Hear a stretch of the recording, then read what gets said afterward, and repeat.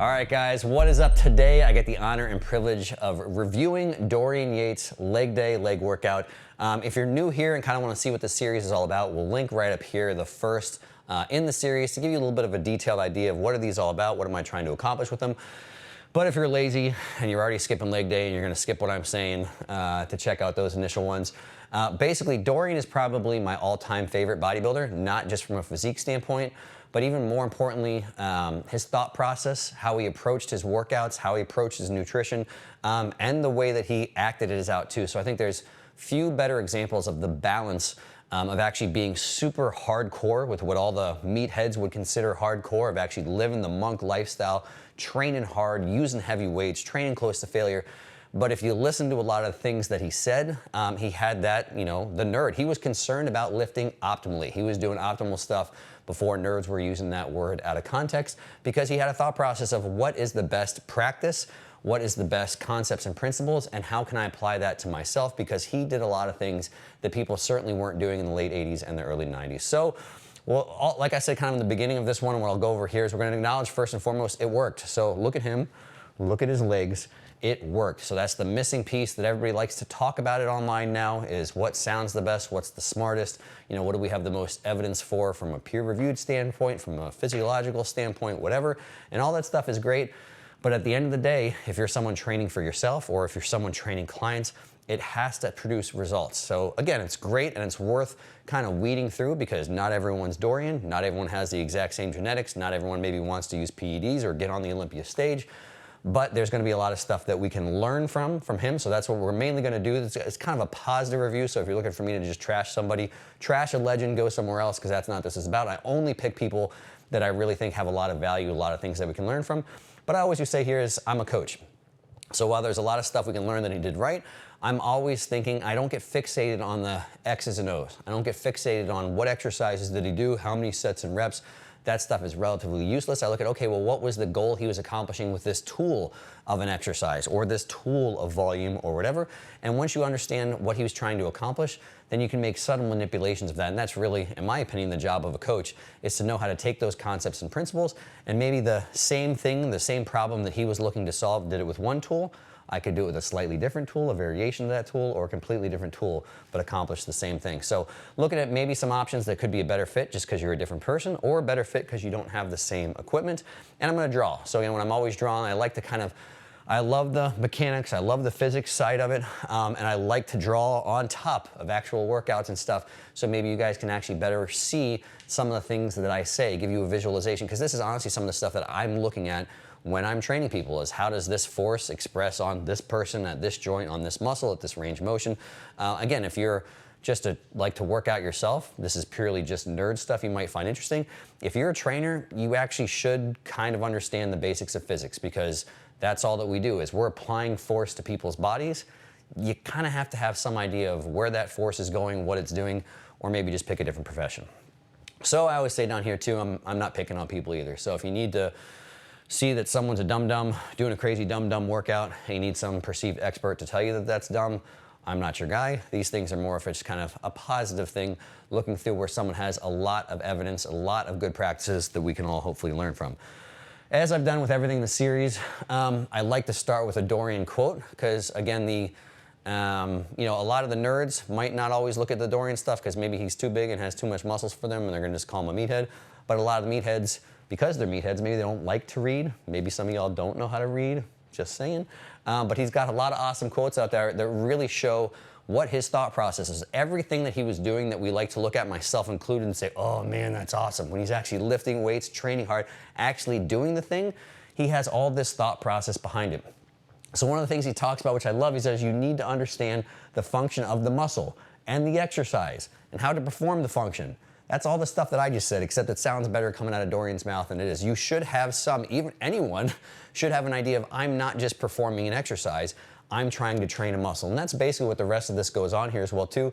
He covers a little of this mind-muscle thing, which again, even some of the super nerds now like to take a dump on, which I get. If you're in the gym, that's the only thing is, what's the squeeziest? Yes, mind-muscle connection is stupid, but at the end of the day, what you feel is important and valuable feedback as well too.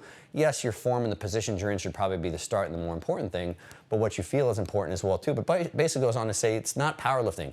It's not what can I do to get things from A to B. It's what can I do to make things as hard as possible on the targeted trained muscle. And these are things that, again, things go kind of full circle. There's some people that say, oh, you have to do the basics. You have to do these big movements. You know, you have to do squats. You have to do deadlifts. And I'm not saying that you don't, but he kind of talks in this thing where it's about how do I put as much stress as possible on the particular muscle, trying to isolate and work it. So again, it's not just how much weight can I move with this big compound movement, and whatever moves the most weight wins. It's really about trying to put as much isolated stress on a muscle as you can. So a lot of great stuff that Dorian was saying a long time ago, and I'm pretty sure if this is properly labeled, those are Dorian's legs. Certainly look like Dorian's calves as well too. So we'll get into it a little bit, and I'll discuss this at the end. But as we go through the workout here, Dorian does all of his legs in the same workout. Now, some people say, should you do that? If you're Dorian, yes. Which Dorian had pretty good genetics for every part of his legs. I don't think looking at something, oh, he always had lagging this or lagging that. It seemed from looking at all of his contest pictures from when he was young to old that everything kind of developed pretty evenly. And if you can recover from it, I think that's perfectly fine. Literally, he did hamstrings, he did quads, he did calves. He's doing a little bit of a warm-up here. I want to discuss this real quick. Warm-up.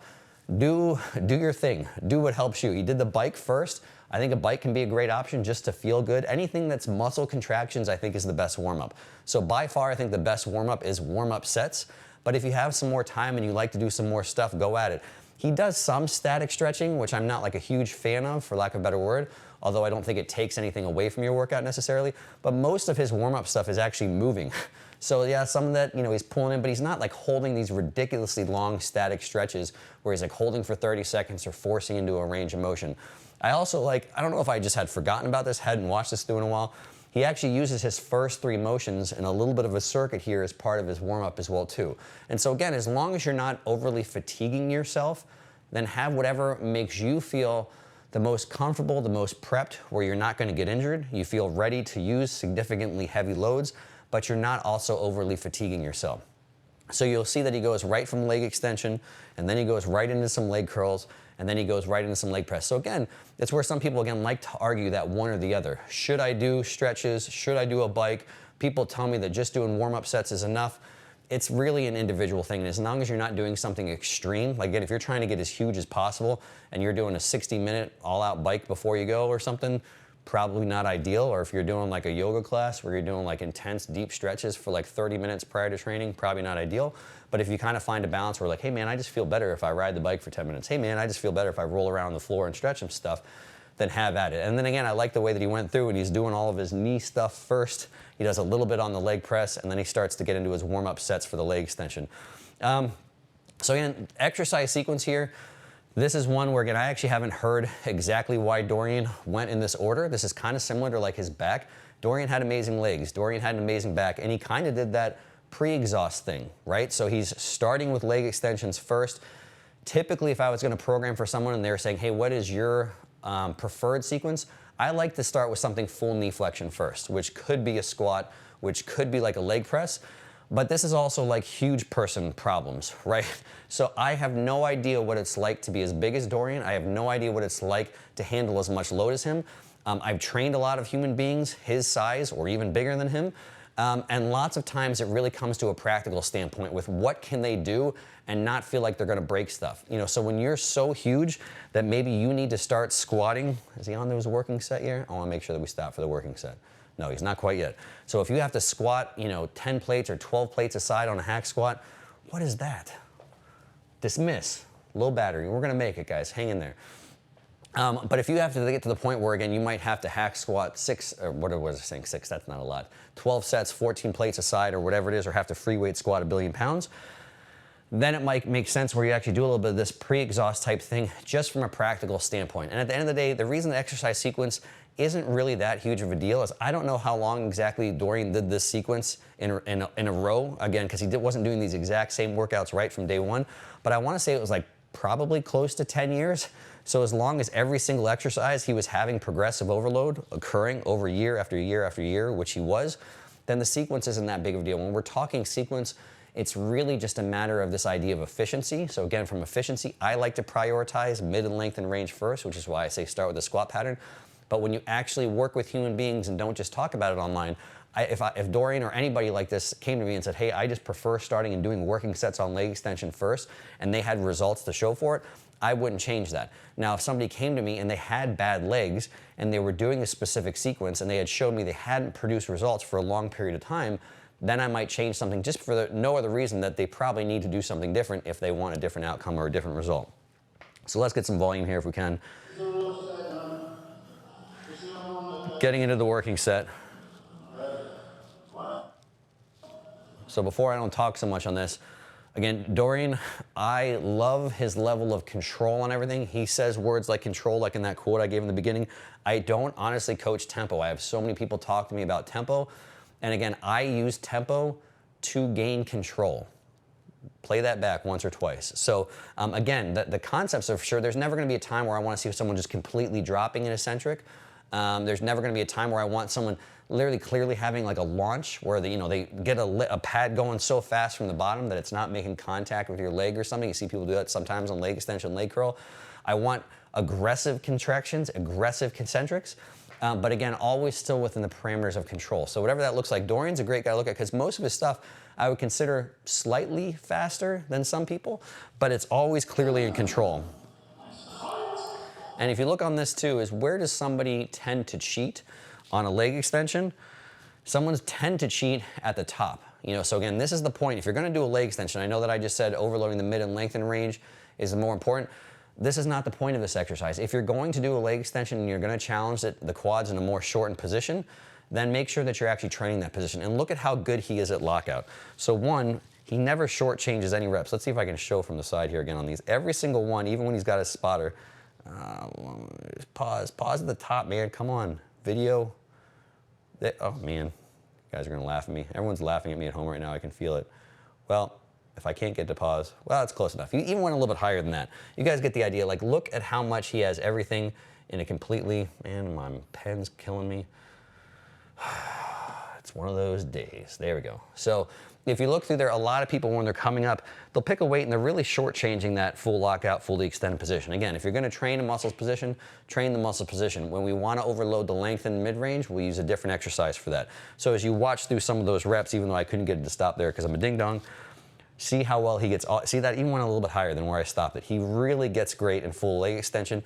Look how hard he's holding here. That's a big deal. His hand position there. He's not allowing his butt to move up hardly at all. So that's a big thing. People will talk about now, is it better to lay back a little bit to get a little bit more rec fem length? Because there's research that shows if you're a little bit more hip extended and that rec fem is a little bit longer, that muscle can grow a little bit more. That may be true. And if you're trying to get your rec fem that much 30% bigger than it would be sitting more upright, have at it. The problem with the studies and things like that is from a practical standpoint, someone like Dorian, someone significantly strong, can't realistically lean back and do anywhere close to weight. I know some people will even say, oh, but research shows you're even a little bit stronger in that position. You might be, but at some point in time, you have all this weight pressing you down this way, and I got the eraser out. Why eraser? There we go. You've got all the weight pressing you down this way. What does this want to do? It wants to basically seesaw you up out of the seat. So if this is pressing down here over this axis point and right over the edge of that, it's trying to crank your butt up. And you can even see that when he's going up and down for how tight he's pulling, that weight is trying to lift his butt up and out. So if he can't have his hands right in line with his hips pulling down as hard as he can, he's going to basically eject. He's going to like toss right up out of that seat. So if you're trying to lie back, unless you've got a machine that somehow has handles back here where you can pull down just as hard, ultimately you're going to limit your load trying to get that additional length that might actually decrease the load that you can use and reduce the amount of stimulus you're going to get from every other head of your quad while you're maybe chasing that much more stimulus out of the rec fem. So not a bad practice, and if you're kind of a normal person, and again, you're having a little bit more rec fem growth is important to you, have at it, lean back. But if you're getting to the points where you're using lots and lots of weight, you're probably going to have to stay in a position where you can pull down right in line with your hips, so you're keeping them as still as you possibly can on the pad. Now, the other thing that you could do, which would be fantastic, is having a seatbelt. There's my seatbelt. I'm going to draw it. There's the buckle. Deep. I don't know why I'm going all in on the seatbelt detail. But if you had a seatbelt, that could be ideal. Because again, one, you could have the same effect when you're sitting upright, or some of the same effect when you're sitting back. This just goes to show how stupid all equipment manufacturers are now. There's a company, I'm not going to say what, but it rhymes with schmammer strength. And they make a shoulder press, a plate-loaded shoulder press, and it has a seatbelt with it. which I just said that's if you're gonna pick one piece of equipment to put a seatbelt on, you're gonna put it on the one that pushes you straight down into the seat. The load you're using is pushing you straight down into the seat, and you're putting a seatbelt on that one. Is that in case the whole building turns over while you're training shoulders that day? Thank God if that happens, you're gonna be hanging on.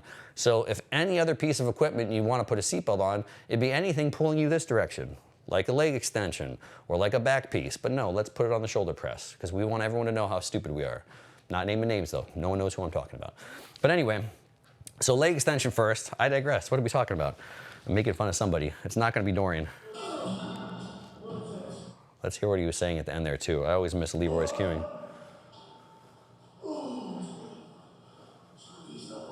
Squeeze it. It's always good to remind to squeeze.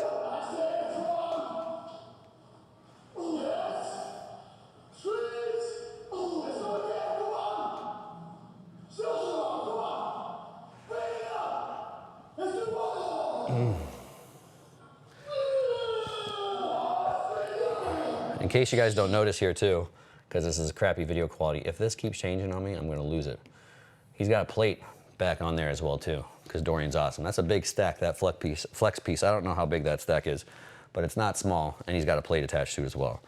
We'll continue on.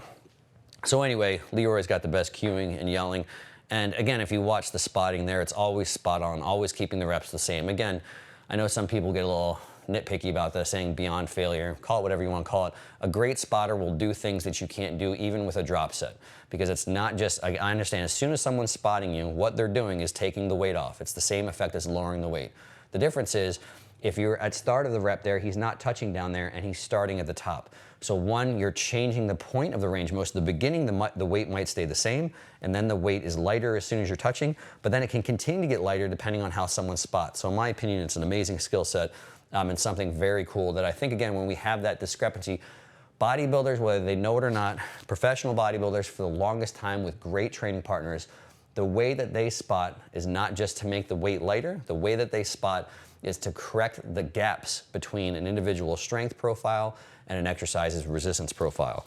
And that's a huge deal. In my opinion, that's one of the most interesting things that we'll never have good studies on, we'll never have good research on, but I think can be of huge value for efficient training. And especially where, because sometimes people talk about cool equipment, oh, do we have stuff with variable profiles, do we have stuff with whatever, and then a lot of people just get depressed when they don't have that equipment. On to leg press. I think it's crazy that Dorian's doing leg press next, but when you can do leg press like Dorian does, it makes more sense. And what I mean by how Dorian does, let's see if I can stop this at the bottom. One, I mean, his pelvis is down here, his femur is up here, so he's at full hip flexion.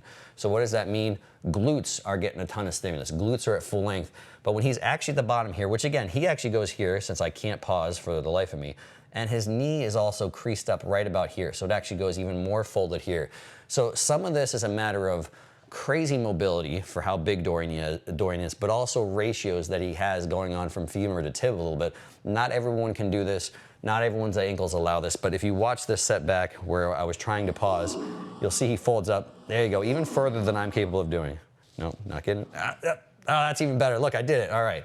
So look, this is where I was trying to show it in anyway. I mean, he is this tissue, so he's got whatever. If we looked at his hip crease, which is probably somewhere down here, he's got like 12 inches of tissue smashing into his stomach. And look at that angle. I mean, that's just a thing of beauty. If you're a nerd and a meathead like I am, this angle on a leg press, it just makes me want to cry. And if we're looking at his torso and we're looking at his femur angle here, I'm going to erase these again so we can, if you guys want to take a picture of something, if you're a true meathead, take a picture of this angle, take a picture of this angle, and frame it and put it up on your meathead wall, because that's just a thing of beauty if you're me, because we're getting near full length at the hip, near full length at the knee. And so just from an overall ridiculous stimulus from a lower body exercise, to be able to do that on leg press is freaking awesome. Now again, the thing that someone will take away from this is how every single person has to leg press. And I hate to say it, man, not everybody can do this. And some of y'all look like a bunch of ding-dongs trying to do this. So I'm really good at watching this because I've been watching this my whole life. And where the point is, I don't know where I would cut it off. but you don't want your pelvis moving a ton. Now again, a little bit of pelvis motion is gonna happen, no big deal. So I'm not one of those crazy people where if the pelvis moves a couple degrees, we cut it. And that's when you get the nerds. You know, you get the nerds that are all about the active range of motion, they'll stop their leg press right here. Oh, I think I felt my pelvis moving, better not go any deeper. And in reality, they're just using an excuse to not go where the exercise is harder. That being said, there's some people, let's clear this off, whose pelvis like starts in like this position, like it's on the back pad. And then by the time they get to the bottom, I'll just erase and go again. So everyone remember this position. By the time they get to the bottom, they have to round their spine like this, and their pelvis is completely tipped up like this. And like if this is the back pad, there's like no contact points between their spine. There's no contact points between the pelvis. And where is the load going? The load's going this way. So you've changed an exercise from something that has basically no spinal compression on it at all to rounding it, you're letting your pelvis come up so high and have so much rounding that now you have just spinal compression coming at the lower part of your lumbar spine that's kind of going more into some other different kind of more of a shearing force kind of through the middle, and this part up here is just taking a nap because it still has a back pad that it's pushing on. And so again, the tricky part with this is we just kind of have to do what's best practice as a trainer. Is I certainly don't think you want a motion come. The other thing that happens at this point is at some point in time, when this starts to go up, it's because you've reached the end of what you've got for hip flexion. So the worst part is some people, because they want this part, their knee, to come so close to their thigh, they'll get it right here, they're out of hip flexion, and then the only way that their knee comes closer to the thigh, because what also happens when you do this? This absolutely brings your knee closer to your thigh, but if you actually look at where your femur is sitting in your pelvis, you've gained no additional length of actually from any hip change or more hip flexion. So that means all this extra range of motion is just coming because you're saying, oh, I want to load my spine, but just the lumbar part of it through a significant amount of compression, and then partway up when I'm getting more to my thoracic and the top of my lumbar spine, with some shearing force, just because that seems like a good idea. And I'm not getting anything extra as far as range of motion from my lower body. So that's my little rant on people that do that stuff. So use some common sense, use your brain there. If you're Dorian, God bless, because his pelvis barely moves, maybe just the teeny tiniest bit, so he can get in this beautiful position there that I have. This is hanging over my bed in my bedroom. My wife is not happy about it, but it's awesome. It's what I think is cool. I'm just kidding. That actually sounds really weird and gross. It's hanging over my fireplace. That's a better place for that to be hanging. So yeah, if you've got it, get after it. If you don't turn into one of those ding-dongs that's doing some weird spinal thing with your pelvis getting all over the place and rounding up. And use another exercise. So we'll go on past this. If you want full knee flexion, it's just not going to happen for most people on a leg press. But we'll watch Dorian be awesome. Turn some sound off. We'll get into the working set. And he keeps everything the same for the working set, of course. Just absolutely bearing it. Oh, I don't think this is even the working set. Where's the working set? There's Leroy. So Leroy's a perfect example as training partner. I don't think he's cheating in any way, shape, or form. I don't think Dorian would let him cheat in any way, shape, or form, but he just can't fold up as much. And you've just got different ratios from his lower leg to his upper leg. So he's running out at hips long before he can get to that full knee flexion point. And it's a structure thing. It's not because he's not trying hard. So this is where meatheads, yes, full range of motion is great, but if you don't understand anatomy, if you don't understand, then you're just concerned about full range of motion of an exercise, which just means you're a power lifter, and not full range of motion of what the trained joint is. And that goes back to that original quote we had at the start of this. So we're gonna go here, we're gonna watch his working set. This is the working set. This Cybex is a Cybex leg press. This one is not a super light leg press. I don't know how many plates that is because they're metal, so they're relatively thin, and he's got a bunch at the top. And his form stays the same. And look at his forearms as he goes. I mean, I'm just staring at his forearms because my forearms suck. So of course you're just jealous of what you don't have. But we're just gonna watch the set.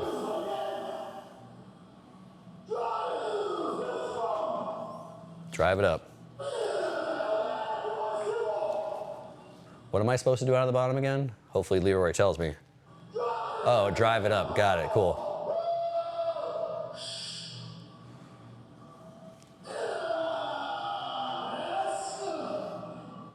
Beautiful stuff. So anyway, I just wanted to look through that. And again, the whole thing that I'm kind of going through some of the exercises and looking at angles, but don't forget that part on every single thing that he does. Form is just pristine. The last reps look just as good as the first reps. Leroy is always spotting in a way where he's never stuck. He's never hitting a sticking point. He's not sitting there trying to grind one out for 10 seconds, getting to a point where that might be excess fatigue, getting to a point where he's maybe likely to injure himself. Again, that's reps start to finish are just absolutely beautiful. This is another one that's just a testimony to Dorian and his mobility, and also just how big he is. Like, he's too big for this machine, this hack squat. He just looks like it's like a little kid's hack squat, and he's like a grown man on it, and just massive. But the cool part, let's see if I can pause here. Probably not. We'll do the same problems. We can just listen to me be sad when I miss the bottom. There we go. That's pretty darn good. So this is what I was talking about. So what's going to be the difference here? Near full knee flexion, a much more open hip angle here than before. So he still has a fairly closed hip, so he's still got a decent length going on the hip, decent length going on glutes, adductors a little bit, but this is full knee flexion. So overall, honestly, he's getting a lot of very similar stimulus between this and the leg press, but enough difference that maybe, again, most bodybuilders don't ever think, okay, I need to do isolated stuff for glutes. They probably should, but it's always individual dependent. So one, why don't most bodybuilders do it? Because he's still doing a lot of hip extension, right? So he does 2 different deadlift variations. He does one on back day. He does one on this workout. Both of them are hip extension. So that's going to be a lot of glute, even if that's his goal or not. Between the leg press and this, the leg press, he's getting full length through the hips. This one he's getting not quite as much, but still right through that mid-range. And so how do you know if you need more glutes? A lot of bodybuilders, this is enough. But some bodybuilders, if you're looking and your glutes aren't big enough, then you can do the same stuff that everybody should be doing if they want bigger glutes, doing something that's a little less fatigue for the stimulus and a little bit more isolated, which is going to be some sort of thrust variation, some sort of 45-degree hip extension variation, something where you're taking some other stuff out of it and just getting more stimulus directly to the glutes. So you heard it here. If you're a bodybuilder, you need bigger glutes. It's not always enough just to do deadlift and squat variations. Sometimes you might need to include some isolated stuff as well too. But Dorian, from an aesthetic standpoint, why do you need bigger glutes? One, there's this idea of balance and symmetry, and you want to look big enough in all your poses. But also, if you're bodybuilding, conditioning is king. Where do they look at for conditioning to be king? Yes, technically everywhere, but you have to have your glutes in. And if you don't have glutes, they're tough to see if they're in. So have big glutes as well too. But anyway, so Dorian, you know, it's how much quad stimulus do you want? He really only does one working set here and one working set there. So I think half of that, again, is just to accumulate a little bit more stimulus at full knee flexion. He includes both of these. But just realize if you're at home, lots of times if you're looking to train full knee flexion, you're going to have to do a squat variation, where Dorian would honestly just kind of have the option. Maybe if he had wanted to do just more sets on the leg press, he probably could have had the same stimulus. Or even if he just wanted the same stimulus for quads, he might have only had to do the hack and not as much on the leg press, but then he might not have had as much glute stimulus. Either way, that's just kind of like a speculation type thing. The other crazy part is how he has his stance here. So I would say here, this is definitely things from an individual standpoint, is you absolutely don't have to have that stance that narrow. So a lot of people, if you don't have as good a hip mobility, the way that his femur can move right in this plane and really get him up there comfortably and still get into that full knee flexion is great. Some people, like, that just feels impingy. You feel your hips before your quads are going to get there. So absolutely go a little bit wider if that helps you more comfortably get to that full knee flexion without your hip being the limiting factor. So in my opinion, there's absolutely anatomically no benefit for quads to go narrow. I know some people say go narrow for more sweep. There's nothing structurally changing through your knee joint. Again, if anything could remotely change it all, it would be your rec fem, since that's the only one that crosses over the hip. But this subtle difference doesn't change anything there from a length standpoint. So again, go with what's comfortable at your feet and your hips, your ankles and your hips, to just get to that full knee flexion position. It doesn't have to be narrow. It could absolutely be a little bit wider. And then again, we're just going to pay attention to how he finishes this set. Everything is just clean, concise. The motions are the same.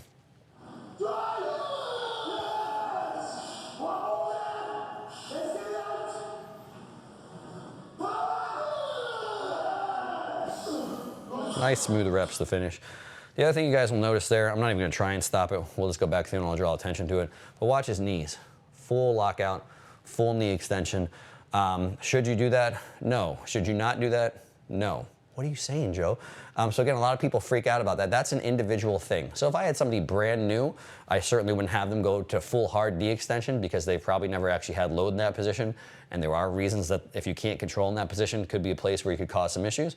But if you are skilled and over time you've done that, I guarantee that's probably the way Dorian's been doing it for a decade as of watching this video. And you see the level of muscular control here. He does the same thing on the leg press, perfectly fine to lock out.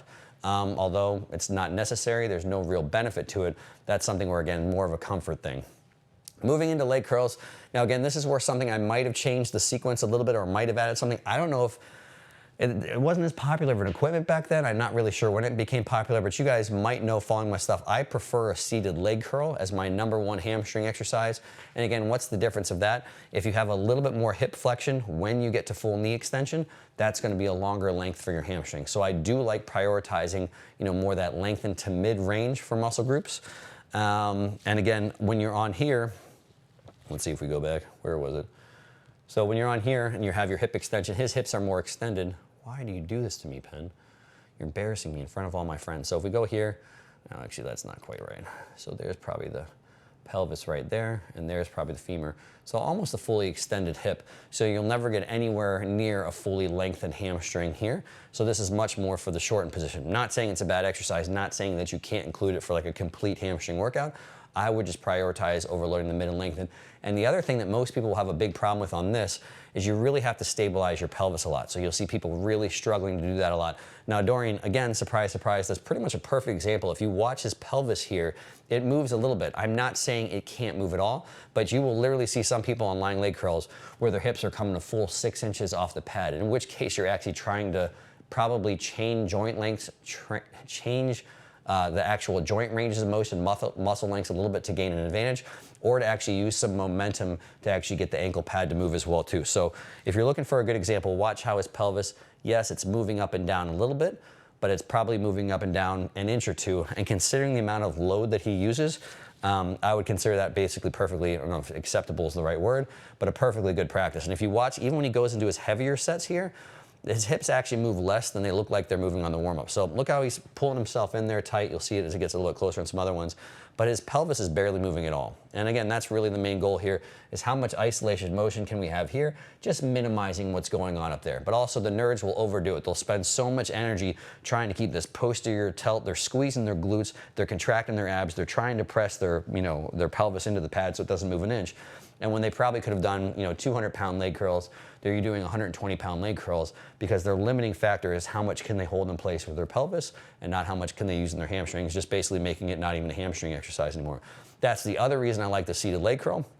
Set up properly, especially if you have a seatbelt and the thigh pad, there's much less to stabilize at the pelvis and the spine, and you can basically use unlimited amounts of weight without anything else fatiguing first, aside from the fact that it's also a great option for loading that mid and lengthen range. So Dorian loads length and hamstrings here by doing a stiff leg deadlift. So again, the only difference in this, Dorian's badass. Most people don't want 2 deadlift variations in their split, mostly because everyone's very delicate these days. Oh, this is too much load. The nerds will say this is too much axial fatigue. Axial fatigue, there's a term that just makes my head hurt, because it's all muscles. Your vertebra is not being loaded specifically. That's not cartilage and everything holding that in place. That's muscle still holding that in place. You can call it axial fatigue, but it's still just muscles working. Anyway, I digress. So if you're awesome, just do 2 deadlifts in your program. So if you haven't paid attention, he does kind of like a modified, almost like an RDL, kind of like a rack deadlift minus the rack on his back day. And then he does a stiff leg here as well too. So what's the point of the stiff leg? I don't know if this Dorian was thinking this or not, maybe specifically to get maybe a little bit more glute adductor stimulus, but also that will hit your hamstrings at a full length. So perfectly fine. All jokes aside, I tend to put 1 deadlift in programs as well too, because especially if you're very big and very strong, lots of times that's very taxing. Dorian's just more awesome than most people. I don't know, because he's very big and very strong and could recover from it just fine. Although he did also put his deadlifts a little later in his programs as well too, or his workouts. So they're always normally like 4th, 5th, or 6th exercise of that day. So there's probably a little bit of him kind of figuring that out as well too, not being too taxing on recovery. But that also then between those 2 exercises, he's trained his hamstrings to their full length. So same thing again, because it crosses over the hip and the knee, being in full hip flexion with full knee extension will be a fully lengthened hamstring. And then also, of course, you're going to get some more back and erector stimulus, which we look at Dorian's back, probably gets a benefit from there as well too. Now, what is he getting with this one? This is kind of like an in-betweeny. So he's a little bit hip flexed. He's almost going to full knee extension, pretty much full knee extension. So that's kind of almost a fully lengthened hamstring-ish. In general, I'm not a huge fan of the kneeling leg curls. A lot of these machines really make it the heaviest at the top right there and don't have as much load in that lengthened position. It's still loading it for sure, because it's not pulling straight down like a free weight. It's pulling obviously the arc of where the machine's going. But it's again kind of an in-between length. This is, you can see that's almost the same position. Let's see if I can go back and show that again when I get Leroy out of the way. So he's in here and we look at this. So this is basically so if we're imagining where his pelvis is up in here, and we're kind of going, obviously his hamstring doesn't attach to his spine, but this is kind of the angle of his torso relative to his femur. If he was in a seated leg curl, it'd be more like this, probably closer to a 90-degree angle, and it would be that much additional length. So this really isn't quite fully lengthening his hamstrings. Again, it's just going to be some more kind of hamstring volume without a definitive goal of more shortened or more lengthened. So again, just more hamstring stimulus. If I could pick on stuff here, if you had access to everything where he did the lying leg curl, I would probably do the seated leg curl. You want to do an RDL just because you're a stiff leg, because you're awesome, have at it. And then I tend to put lying leg curls a little bit later in programs. You guys have also seen as well too, if hamstrings are a big priority, then start with your seated leg curls. That's my favorite thing actually to start with first if hamstrings are priority, because again, everything's so locked in and stable. It'll tax the hamstrings when they're fresh, which is the best way to bring up a body part. But also because of the thigh pad, because if you have a seatbelt, it's also not going to fatigue anything you need stabilizing when you get to your squats or when you get to your leg press. So where do we go after here? We already went through this, going through here. And the same thing, you'll see how he spots him here. Doesn't need a spot at the bottom, needs a spot at the top. So again, I'm not just saying stuff. This is also very clear from here. He's got more than enough strength out of the bottom. The sticking point in this motion is the top. So that means if we're looking at the profile of the machine, the top is too heavy, or if you want to look at it, the bottom is too light. And how is that affected? It's by the cam, the shape of the cam on the machine. Because again, when you're using gravity, then it's going to be more of an effect as far as line of force and moment arms and all that thing. The moment arms stay exactly the same here as far as where the contact point is because it's an arc, but the loading pattern changes based on the cams. So he does another set here, fantastic. And then from there, if you don't like watching Dorian do calves, there's something wrong with you. He does calves at the end. Now again, this is a perfect example. Dorian is known for some of the best calves of all time, especially for Mr. Olympia, because sometimes Mr. Olympias, they give him a pass on calves. I don't know why, but Dorian had it all, which is great. If calves don't respond as well, because I do think they can be, it's one of those body parts that definitely is very genetic, meaning if you don't have the best calf genetics, you're never going to have the best calves of all time, kind of almost like every body part. But again, calves and forearms tend to be even a little bit even more genetically predetermined. Now, what I didn't say is that they can't get bigger. I've seen guys with very high calf insertions. I have very high calf insertions that can actually still have very decent calves. So they'll never be like Dorian's, but you can still make them big. But if they are a priority, I wouldn't be training them at the end of the workout. So if you were doing this at the end of that leg day that he just did and your calves suck, that's a great way to keep them sucking. Whereas if they respond pretty well, seems like Dorian's did, then this is a perfectly fine place to keep them. This is also a cool spot to look at because we've got this close up. This is a big part of the genetic predetermined is basically tendon length. So for both of them, obviously it's kind of the angle here a little bit. Obviously this one's closer, so it's kind of the way, but if you see the length of here, the tendon is significantly shorter than the muscle. So his muscle belly is, looks like it's at least 2/3 of his lower leg, and the tendon is going to be 1/3. That's a trademark of people that have great calves, is you're almost, especially if you're in the category of unbelievable, some of the best calves of all time, you'll always have a shorter tendon and going to have a longer muscle belly, where people that have crappy calves tend to sometimes have these muscle bellies that are up here and these super long tendons, in which case you have a very real excuse that your calves will never be the greatest of all time. But same as anything, if you make this part bigger up here, it can still look better. I just made it look lower, so that wouldn't happen. Let's just do this again. So if you have these baby calves up here, you could make these baby calves just wider and make them look less crappy like that. So again, if you don't have tendons like this, you're not gonna look like Dorian, but that's no excuse to not make them bigger. And if we look here, this is another great example for control. Relatively controlled negatives, a little tiny pause at the bottom, little tiny pause at the top. Again, I don't think you necessarily have to have very long pauses in either direction or a specific amount, but direction changes are where most people mess up. Direction changes are where there's most likely to be a bounce. If you have a bounce, that's gonna be from momentum. If it's from momentum, it's force coming from something other than muscle. So again, just looking at the control here, and you're always gonna have that same thing happen where you're gonna be significantly stronger in that lengthened position for the calves.